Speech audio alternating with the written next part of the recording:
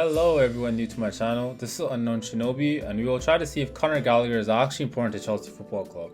Now hold on, I'm not going to rip into Gallagher and start hating, but with the players coming back like Nkunku and Carney, are we sure we should keep Conor Gallagher as that third midfielder? Well, let's look at Conor Gallagher's season so far, and it hasn't been too bad. We've given him the captain's armband, and to be honest, I feel like other than Thiago Silva, there isn't really anyone else who can get it. Yes, I've heard shouts for Enzo, but with the language barrier and some sources I've heard from Pochettino, we had to give it to Gallagher, and Reece is still injured, so we can't give it to Reece yet. And I don't care what anyone says, Ben Chilwell cannot be captain, I don't care.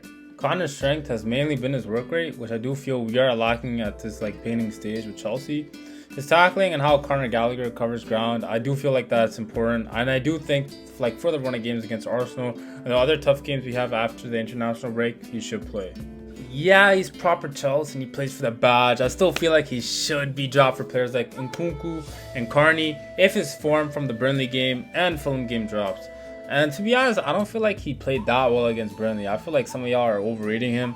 The Arsenal game, which should be huge and should be a litmus test for the midfield three of Enzo, Caicedo, and Gallagher, in which I keep an eye on Gallagher, as I feel like this game requires a lot of technical ability, considering it'd also be a midfield battle against Odegaard, Rice, and Partey.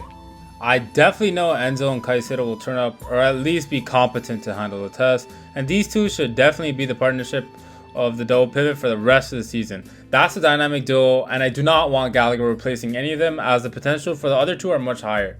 I do believe that we could also line up with Palmer in the middle and Mudryk and Sterling on the flanks, as it provides us a much better attacking threat as well. Considering if we put Gallagher as that 10, we'll win the ball much up higher, which I do believe this is very important. However, I feel that against big teams, Gallagher may be needed to be dropped. And if the attacking threat is lacking and if his form starts to drop, we should definitely drop him. I don't believe he's a guaranteed starter, and that in the future we may need to move on from him so our midfield can vastly improve.